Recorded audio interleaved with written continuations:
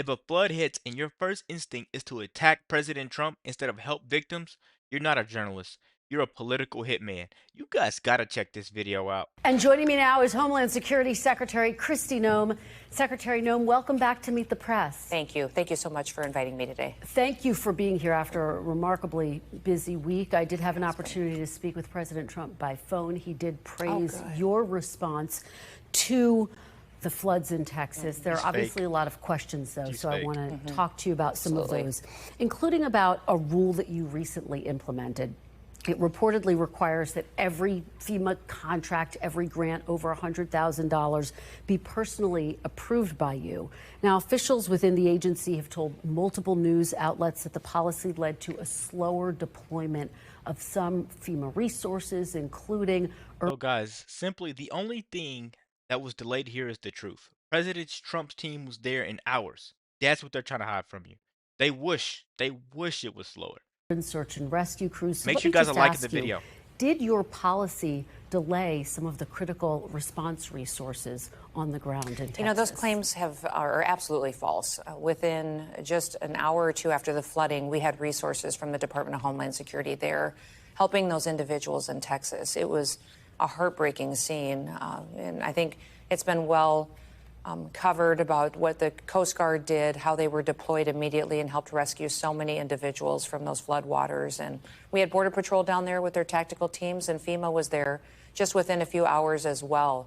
So those claims are false. They're from people who won't put their name behind those claims, and those call centers were full. Exactly, man. Trump doesn't just say things and sit on his hands, right?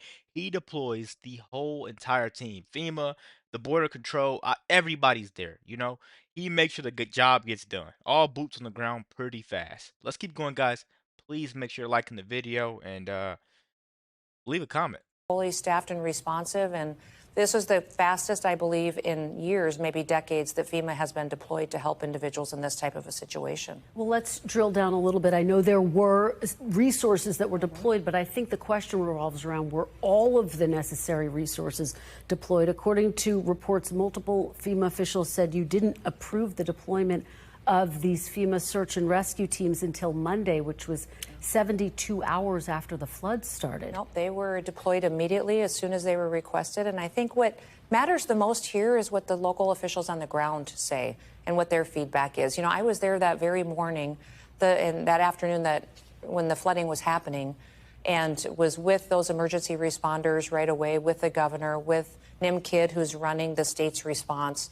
And every one of them will tell you that they got everything that they needed when they asked for it immediately, and that they've never seen a federal government respond in support of a state's management of a disaster situation like this. So those claims, I don't know who's making them out of FEMA.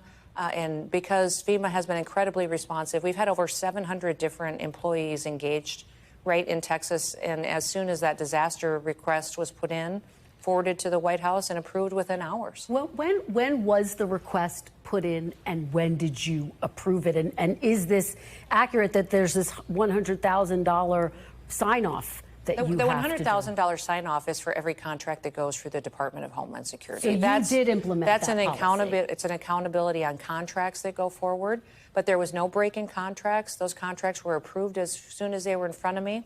And FEMA knew they were fully to deploy the instant that the local officials asked for the request. When did you get the request for these search and rescue teams and other resources? They were immediately responded. What yes, day? And everyone will tell you. According to reports, they didn't arrive until. Listen to Kristen Welker. She doesn't really care what she has to say. She's just trying to read off her script and prove a point and control a narrative. You gotta dislike people like this. You just have to. Well, this is what I think is really unfortunate, is that we have a situation where so many individuals are playing politics with what happened to Texas. And the governor and the emergency responders on the ground, the mayor of that city, the judge in that county who has some authority over emergency response, every one of them said, as soon as we asked for help, they were here. The federal government was here. And we didn't just deploy FEMA. We deployed our Coast Guard and BORTAC teams. Border Patrol was amazing. Every single agency that we had was there helping as many individuals as we possibly could. And that's what I think is remarkable. It's a very different response, I think, from the federal government we've ever seen in a disaster like this, because we had so many different agencies immediately respond, and that's the way that it should be. I do want to talk big picture in just a moment, but the New York Times is reporting that thousands of calls from flood victims to FEMA call centers went unanswered in the middle of this ongoing disaster because you didn't renew contracts to keep call center staff in place until nearly 1 week after the floods. Why did it take so long to? So really quick, guys, one thing that they're not telling you is those call centers were flooded. I know that sounds funny, but no pun intended. Those call centers were flooded. The media is sitting there counting phone rings while FEMA was rescuing people. That's what you got to pay attention to, guys. To extend those It's contracts. just false. Those contracts were in place. It didn't take 5 days? No employees were off of work. Every one of them was answering calls. So false reporting, fake news, and it's discouraging. It's discouraging that during this time when we have such a loss of life and so many people's lives have turned upside down, that people are playing politics with this because the response time was immediate. And if you talk to anyone in Texas that was there, that was a part of this operation, they would say the federal government and President Trump immediately responded. Just to be very clear, on July 7th, 15.9% of calls were answered.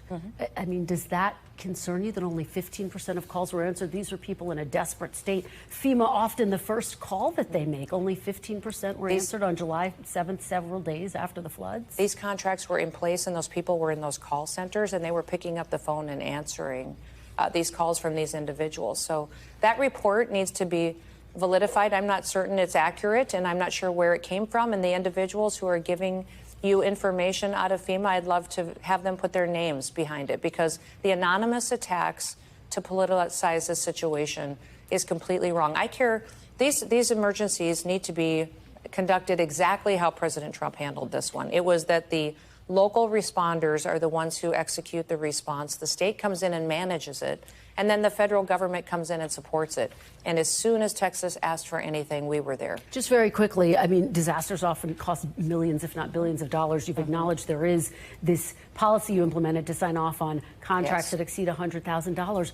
Why add extra red tape when there is a crisis of this magnitude? It's not extra red tape. It's making sure everything is getting to my level and that it's immediately responded to. This was not slowed down at all. In fact, it was much more responsive. If you remember, I was there. I was standing right there long before this report ever came out and people were asking and we were granting permission in real time. So the false reporting has been something that is inappropriate, and it's something that I think we need to clear up, and that this response was by far the best response we've seen out of FEMA, the best response we've seen out of the federal government in many, many years, and certainly much better than what we saw under Joe Biden. Two more quick ones on FEMA, then we need to get to deportation. Senator Elizabeth Warren is calling for you to resign. Your response, is there any chance you would resign? No, there's not, and I hadn't heard that, but, I don't care what she thinks. Very quickly, we have heard President Trump, we have heard you. That right there, guys, is how you handle Elizabeth Warren's nonsense. You know, she always just goes up there and she says anything. You've seen her on Caitlin Collins, the CNN show. You've seen her there. No apologies, no backpedaling, just facts and staying focused on the goal. We need these people safe. We need FEMA doing its job, which is what they're doing. And we need you to focus on the legacy that Trump is trying to leave behind. Let's keep going, guys. Say that ultimately FEMA needs to be eradicated. We heard the tone shift a bit this week. Bottom line, Madam Secretary, will the president move to eradicate FEMA altogether? No, I think the president recognizes that FEMA should not exist the way that it always has been. It needs to be redeployed in a new way, and that's what we did during this response. If you saw, it's not just FEMA that can respond in these situations. The federal government has all kinds of assets, and we deployed them. The Coast Guard coming in and saving individuals with their rescue swimmers, with their helicopters. They had fixed-wing aircraft deployed as well. Border Patrol with their BORTAC teams, and now we've got also some dog teams that are down there helping with recovery efforts, and then FEMA alongside of them helping people setting up shelters, deploying supplies.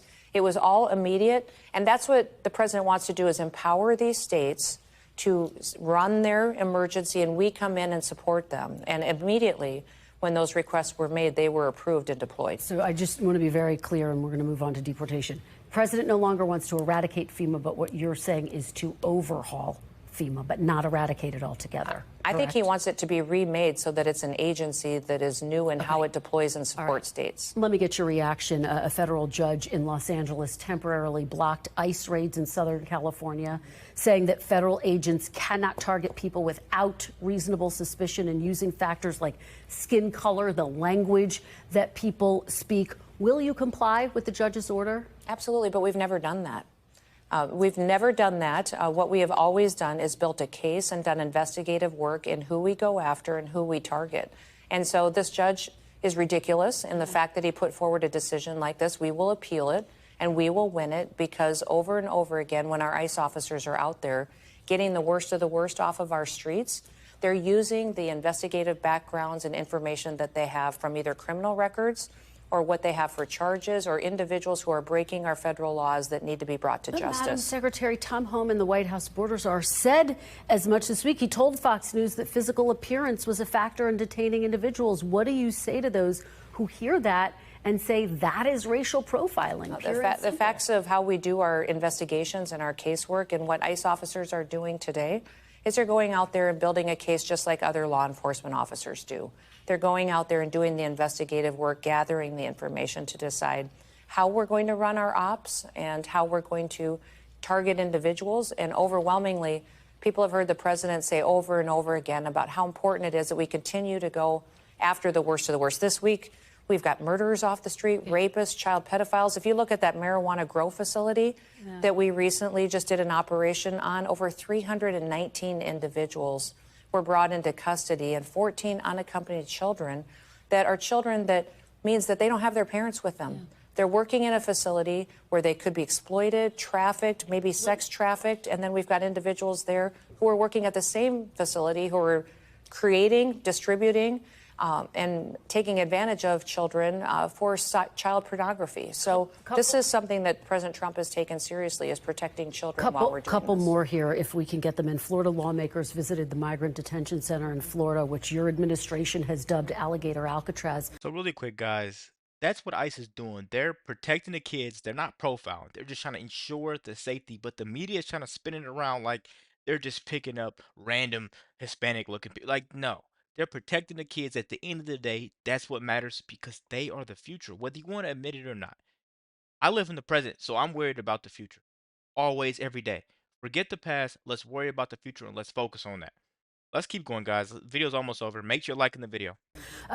Congresswoman Debbie Wasserman Schultz said that the conditions there are inhumane. More than 30 people stuffed into a jail cell. She said they get their drinking water and they brush their teeth from the same place where they go to the bathroom. Madam Secretary, what do you say to these lawmakers who argue this is not humane treatment of individuals, of humans? Well, our detention centers at the federal level are held to a higher standard than most local or state centers and even federal prisons.